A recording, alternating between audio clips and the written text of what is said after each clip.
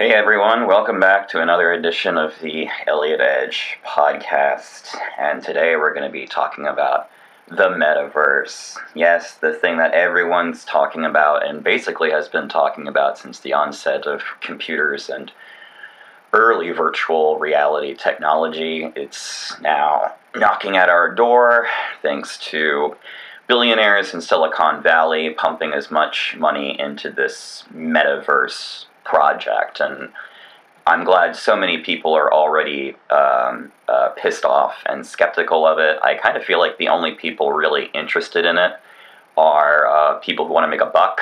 So that's like major tech companies, people interested in the whole NFT boom and what we can sell to people on the metaverse, skins, avatars, that kind of thing.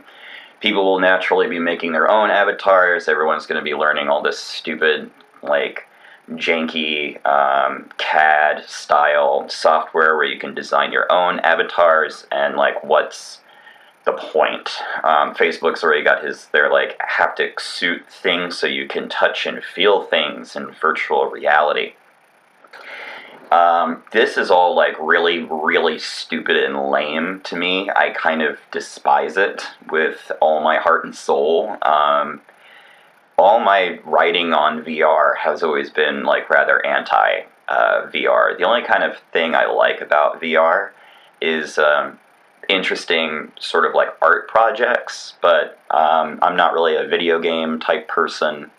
And I was interested in VR insofar as that it might have the ability to bleed into real life, where we start looking at our institutions as sort of analogous as VRs, that we just kind of made them up and we're sort of stuck in them in the same way that the boundary lines of a country from one nation to another nation are totally virtual and just agreed upon. Same way that laws are sort of arbitrary, they're just sort of agreed upon. They're sort of the virtual reality programming type thing.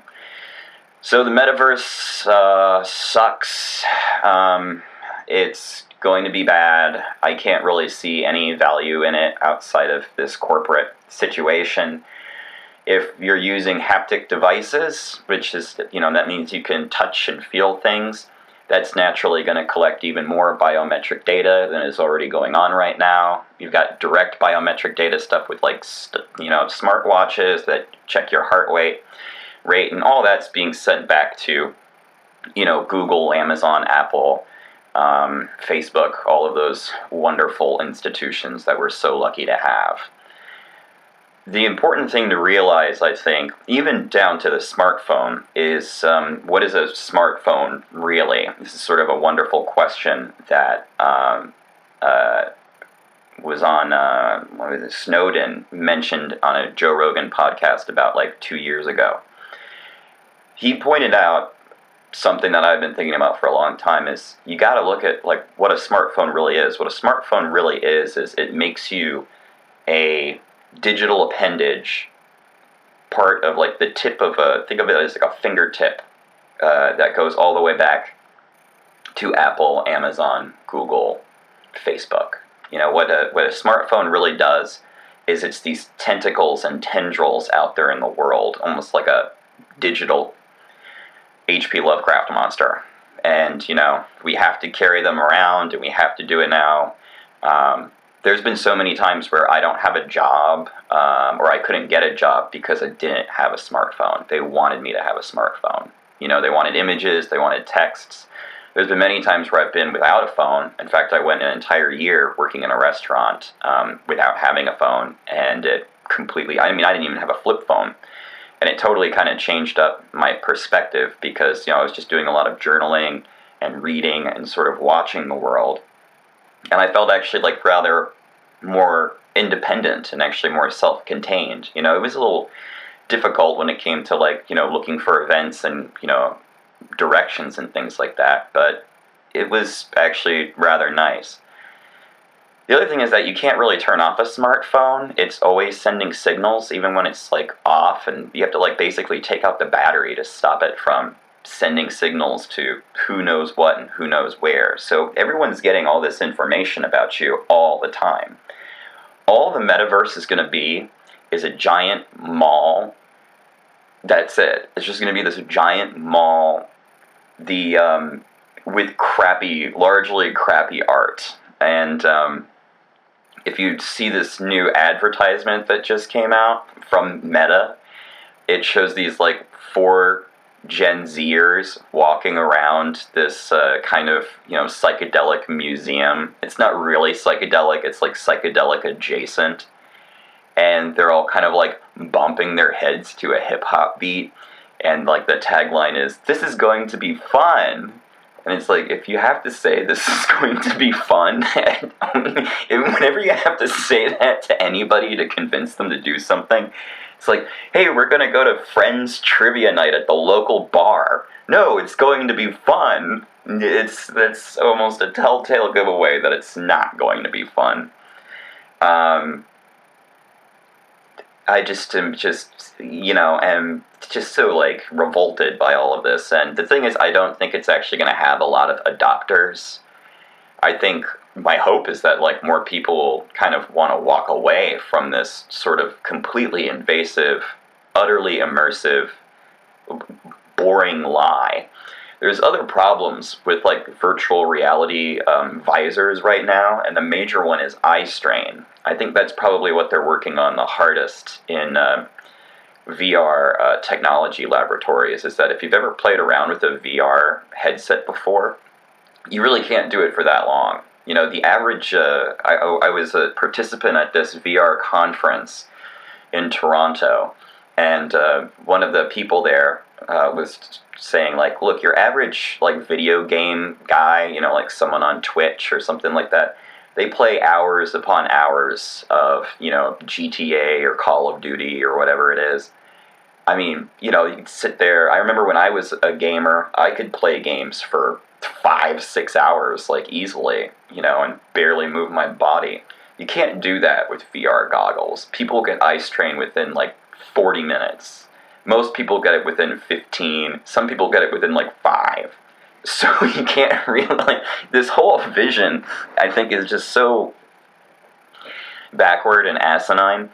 And it really makes me think of, like, what the original purpose, or the original, like, hope, promise for the internet was, which was, like, this kind of, decentralization, borderline anarchic exchange of free information and ideas. And we all know it's gone completely in the other direction. It is a corporate hellhole where, you say like a single word "buy" a smartphone, and boom, it pops up. I remember the other day, I was hanging out with a coworker who has no interest at all in cryptocurrencies, and I only have a passing interest in it. And I said, "Do you have any interest in cryptocurrencies? Your boyfriend interested in cryptocurrencies?" She was like, "No, not really." And then less than 10 seconds later, she looked at her phone, went on Google, and she's like, "I just got an ad for cryptocurrencies." VR is going to be doing the same thing. Because think about this, your headset, you're going to have a headset because you have to talk, in VR. People are not going to be typing. Typing is going to be taken totally away. So what you're really doing is we are going to give ourselves up, like mind, body, and soul, to information gathering giant corporations that are just going to use our data to sell us shit that we don't need. That we really don't need. I mean, what we really need is, like, obvious stuff that we learned during the pandemic, right? Like healthcare, social security support, food, basic life stuff. And now it's, I can't, like, think about what kind of jobs. Are there going to be any jobs in VR? And if so, like, how sad. Like, I work in VR all day long, and the virtual office thing where Shrek is going to fire you, your boss is now... Imagine this. You're going to have this CEO who's going to look like a giant, like, black dragon, like, shooting fire and shit, and you're going to have to talk to that. Or, do the flip side. Like, they're going to be this cute little elf that seems like really approachable and everything, but actually they're a cutthroat capitalist. So this is all garbage. This is all trash. I know I'm repeating myself, but I'm just so against this idea. And I mentioned this in one of my talks at the same conference where someone did a very interesting VR where it was a bunch of refugees on a raft, and they're trying to cross this ocean to get to another country, and they see the shoreline, and everyone's really thankful. They've just gone through such hardship, and this Coast Guard comes up to them, right? And they think, oh gosh, we're being rescued. Coast Guard comes up to the boat, takes out this big long knife and starts stabbing the inflatable raft. Everyone starts screaming and drowning and gets thrown into the water, and people apparently threw this headset off. They were so disturbed and taken aback by this experience, but it completely changed kind of their perspective about the immigrant, or not the immigrant, excuse me, but the refugee crisis. It's just not a fun situation. It's harrowing, it's dangerous, and it's existential, and it's huge. So that kind of use for VR as a sort of like empathetic sort of, experience, I can understand.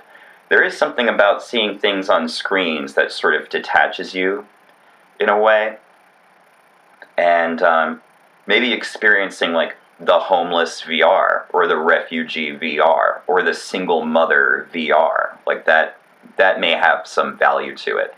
I guess you can make some cool kind of fun environments and fun little psychedelic things, but I think they're largely just going to be really novel and dull and not really lead to much. It might be something interesting where you can show people your dreams or your memories, but that I think is like very far down the line. And even then, what about the possibility of you show someone your dreams or you show someone your memories, and then corporations now have access to those dreams and access to those memories? I mean, even right now on Facebook, they're called memories, right? You go back and you see something from your past. So they've got a huge database on your quote-unquote memories and life events and all this kind of stuff.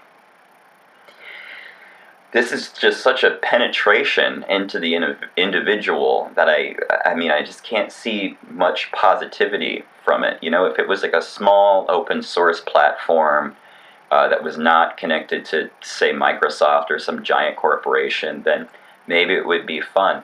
I think it's kind of funny that Facebook, of all people, are the ones that are trying to like really lead the way on this, and so many like Gen Zers are completely like migrated away. And they were doing Instagram for a while, but now it's like all TikTok. And it's all just sort of amusement. Everyone's just sort of amusing each other for likes and shares and followings. There's not a lot of real content out there. It's all just sort of like humorous, quippy jokes. A lot of it's like cannibalized, where it's like, yeah, sex is great, but have you ever, like, thrown a brick through the window of a Chase bank or something like that? And there's, like, many, many iterations of that. And it's almost as if, sometimes I wonder if there's, like, a give and take between actual creativity and originality on the internet and how much of it is just sort of, meme cannibalization. I mean, I'm not, like, necessarily against memes or anything like that. Memes are a lot of fun, or they can be, but there's almost like a kind of terrible boredom I've been experiencing now around the internet. I mean, everything is going, and it all kind of just seems to like capital projects. It doesn't really, it's not a lot of projects out there that I'm aware of that are like really pushing hard for, say, like actual universal health care for everyone in the United States so they understand it. I'll tell you what, why don't they make a VI of like someone dying in the hospital and your families come to see you? Oh yeah, and upload like images of the faces of your loved ones, and you can just slap them onto the avatars right there. And they're all getting around you, and they're just trying to console you, but you can't move, you can't do anything. And the doctor comes in and says, well, we can't like pay for keeping you on life support anymore, and so now we're gonna have to pull the plug.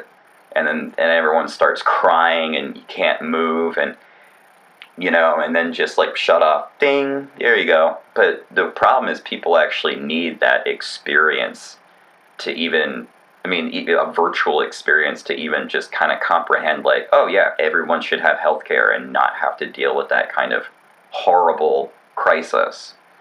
There's something that might be worthwhile. I just am. There's a darkness that is so lame. It doesn't even feel sinister to me. It just feels lame and obvious when it comes to the metaverse. You know, I'm really looking forward to Matrix 4. I'm so glad it's coming out. I hope it's good. But I'm so glad it's coming out right around the time of all this metaverse hype and all this NFT stuff.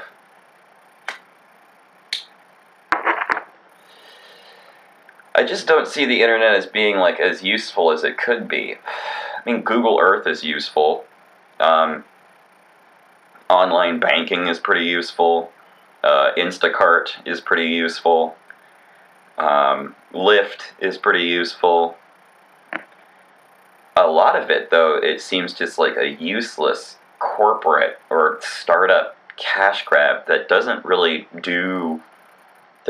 have much real world value. You know, like, for example, Bitcoin has not really a lot of real world value in terms of transaction. It's just an asset that you hold on to that appreciates in value because it becomes ever more scarce. So it can make you rich, but what does it really do outside of that? So then it all goes back to capital, right? I guess we could deviate from all this and then go into AI, because all these metaverse things are definitely going to be plugged into giant AIs that are crunching all this user data all the time. The leaders in AI right now, as far as I'm aware, are basically China, probably Russia right behind them. I mean, I don't know if China would actually accept a metaverse unless it is a Chinese state-run metaverse, and then they can just get in even deeper, because they will have even less restrictions in terms of what they can do for their citizens. I don't even know if their citizens have much of a say in anything, honestly. They all seem to be like squashed out. I, for one, will not be participating in the metaverse. I have no interest in this thing. I might check it out as a critic, but to me, it's not a curiosity. I don't really think it's going to fly. I really doubt it's going to fly. There was this great, joke post that someone did saying, God has created a new metaverse where you can talk and interact with people in real life in an incredible environment. It's called the universe. And I think more people would be kind of more inclined to do that. There might be something interesting where people sort of attack the metaverse by becoming kind of like weird avatars in real life. People might do crazy cosplay on the street or start looking really, punk, or, just think about the height of glam and metal and stuff like that. And there'll be a big rejection. I can't, and I see things people throwing concerts in VR, and I can't think of anything more dull in my life. It reminds me of this holographic Tupac thing. I don't know if it ever happened or not, but supposedly someone was working on a holographic Tupac thing. And I guess that might be novel, but at the same time, it's also this is just getting really, really weird really fast. I remember, I think it was in the early 2000s or 90s, where they were bringing back dead celebrities to advertise Coca-Cola and Nike and stuff. Yeah, there's a Nike metaverse combo thing happening right now. And I think, okay, another thing I think, all right, people who are way into brands and brand identity, people who are I'm a real Supreme type of person, they'll check out Supreme Land. This makes me I can feel the bile raising in the back of my throat just saying this. Or Christian Dior. People will be, or Gucci, people will definitely want to check out the Gucci-verse. Maybe they'll even buy Gucci NFTs that they can rock in the Gucci-verse. Or then they can be famous there, too. You see, I think one of the things that this really preys upon, everything from social media to the metaverse, is I think it really takes advantage of people's desire as social animals for recognition and fame.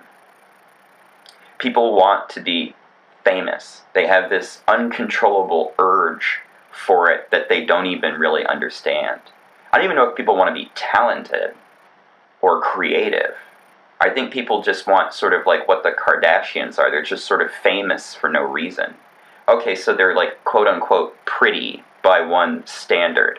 But what do they actually contribute to society outside of feeding this need to be recognized? Like, oh, maybe one day I'll be a Kardashian. There's like 9 billion people on the planet. How many of them are famous? Almost a huge amount of them want to be famous. They have dreams of fame. And I think one of the things that social media and what the follow-up thing, the metaverse, is going to exploit is exactly that. People's total desire for recognition. And it's like, look at me, I'm an individual, right? But the problem with the kind of fame that social media and the metaverse is going to say is that, like, you can be yourself as long as you're in this lane. You really can't deviate from this lane. You know, the Kardashians are not going to come out and suddenly be, you know, communists or anarchists or against, you know, capitalist society. The capitalist society has made them who they are. They can't deviate from that. They have to create lines of makeup or be in an ad campaign.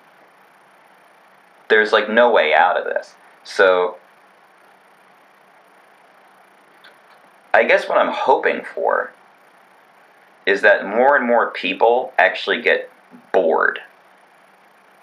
I hope more and more people get bored of social media. I mean, that's like hoping that, you know, the sun won't come up tomorrow, because you wake up and you go on social media.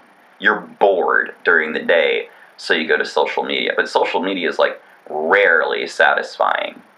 I think like maybe 1/8, 1/7 of my experience on social media is actually satisfying. I think most of it is actually me just flipping through the feed. And there's this great, I believe it was some testimony given to Congress or some like special interests research group, where a researcher was mentioning that whole flip thing, when you flip through your feed, like whether you're on Instagram or Facebook, that whole scrolling is a lot like a slot machine. You know, the way a slot machine works is it works on your endorphins of that feeling of pulling that lever down and seeing what comes up.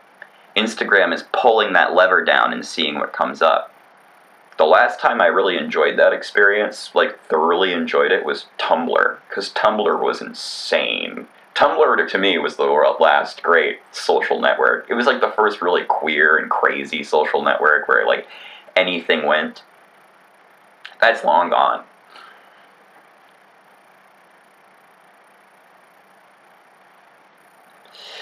Yeah, I mean, there's this other one that's out there now called Parler, the Parler social network, which looks so lame, and exactly what I'm talking about. Because it's like a social network for elites and like beautiful people who want to meet up and basically drink champagne and see how shallow they can be with each other. While they look gorgeous, of course, while they look gorgeous. I don't know. It looks like a total dead end for humanity, for me. In fact, it looks kind of like almost a death sentence. It makes me think of Jared Lerner, who I saw speak at Cooper Union. He invented the word, or he was among the guys who like coined the word virtual reality. It was William Gibson, I think, who came up with the word cyberspace. But he's completely off social media. He's thinking like social media has ruined our lives, and yet, he works in tech. He works in tech as a kind of like anti-tech guy, or I think he's probably more like an anti-corporate tech guy. But yet, he's got to make a living, so he kind of like works in those fields. Of course, the main antidote to all of this garbage, I think, is always the same, which is like human connection and psychedelics. Human connection for obvious reasons, but psychedelics for sure, because even though VR is supposed to sort of be a shadow of the psychedelic experience, it doesn't really change your brain. It doesn't throw you into catastrophic and awe-inspiring states where your whole brain, your whole physiology, your whole sense of being and history and identity are thrown into a blender and pushed into not the metaverse, but like the multiverse. That I think there's still a space for. That I think is the place where human beings really need to go. Because I think the metaverse is just going to exacerbate the same problems that we have with social media. Like anxiety, depression, paranoia, loss of human contact, ennui. Virtual reality is not going to make us better people, by and large. The metaverse, not virtual reality. Let's talk about the metaverse. The metaverse is not going to make us better people. The metaverse is going to make us more anxious, more paranoid, more obsessive, more isolated, and more insane. The only VR I've ever seen that looked like fun is this one called VR Chat, because it's totally like anarcho and nobody is being serious on there and no one's really being sold anything on there as far as I'm aware. It seems more kind of like a crazy place for crazy making. It seems more like a playground, sandbox, madhouse kind of thing. And that's fun. That seems like it could be a lot of fun and pretty hilarious. I don't think the metaverse is going to be anything like VR Chat. I mean, VR Chat's like insane and grotesque, because in Facebook's metaverse, you are only going to be allowed to do and say certain things. You will be blocked. You will be kicked out of the metaverse, just like you are blocked and banned on Facebook if you do the wrong shit. So in a way, I think it's going to exude more control. It's gonna suck. It's gonna suck. And celebrities will do it.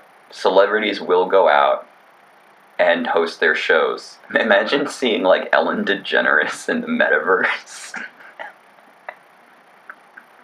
And all her like middle-aged to 60-year-old women fans will all be there, like plugged into the metaverse to go see Ellen.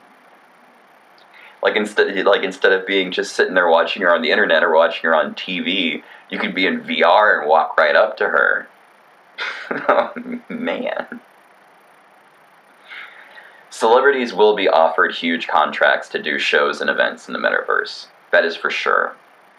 There is no way around that. That is totally going to happen.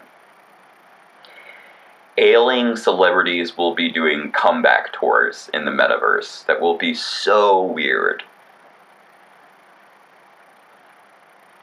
There'll be 60 and 70-year-olds going to see Rolling Stone concerts in the metaverse. Or maybe not the Rolling Stones. The Rolling Stones might be too cool for that. Maybe Rod Stewart. Barry Manilow. Let's be nice. Barry Manilow, probably. People will have their Christmases in the metaverse with family members they can't see because they live in another part of the country or something like that. And there will be an appeal about not going to work and going to the office as like a clown or something, or a worm. like a giant, like it's like I'm trying to let my boss know like how bad I feel about this job, so I'm going to show up as a worm. Maybe there'll be virtual bars. That'll be depressing. If you get this whole haptic suit, you can go to a crazy theme park, crazy roller coaster rides and stuff. Sponsored by Universal, sponsored by Disney. Disney's going to be in the metaverse. All your kids are going to want to check that out. Kids, I think, need to be like protected from social media entirely. There's this great documentary everyone should see. I saw it earlier this year. When I mean everyone should see it, because it's not just about children, it's actually about, people in their 30s, 40s, and 50s as well. And it's called Childhood 2.0, and it's about children today and like when I was a kid. And it opens up with them asking, a bunch of Gen Zers, what do you think your parents did without the internet? And they're like, I don't know, ride a bike, hang out in a treehouse, meet at the park, go to the, local convenience store. And they're like, yeah, or go over to a friend's house and like play around. And they're like, yeah, that's what we did. And it was like, once the street lights go down, better be home. Gotta be home by the time the street lights come on. I mean, not go down, come on. And they were like, yeah, I wouldn't even know how to do that. I have no idea how to do that. And the kids instead are spending, tons and tons of time on Instagram and TikTok. And they end up talking about the incredible anxiety that this creates. Because you can get, trolled as a high schooler on Instagram, and it will, or blocked or something, and it will, ruin your real-life social reputation. I graduated high school in 2005. We barely had Facebook. We were mostly we were mostly into MySpace when I was a kid, which was a much cooler platform in retrospect. And the trolling wasn't that bad, and being blocked wasn't that huge a thing. And Instagram was in its infancy. But now, young people, they don't even know how to go outside. Everything is built on their social media reputation, and and their TikTok reputation and everything, and it's a very harrowing time.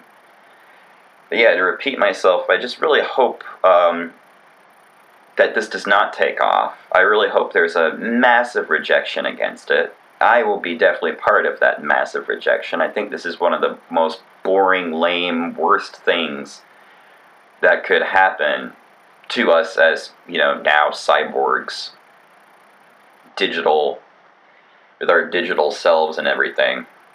And to all my cohorts who are also in the digital game and the digital criticism and theory game, I will not be attending your Meta online VR conferences. I might watch a video of it just to see what you had to say, but no, I'm not gonna jump into the second life. One life is enough for me. All right, I guess that's it. Short episode, but yeah, just some thoughts on the metaverse. I might follow this up with another one. And stay real, folks. Reach out to those you love. Avoid the machine. And I'll talk to you next time. Peace and love.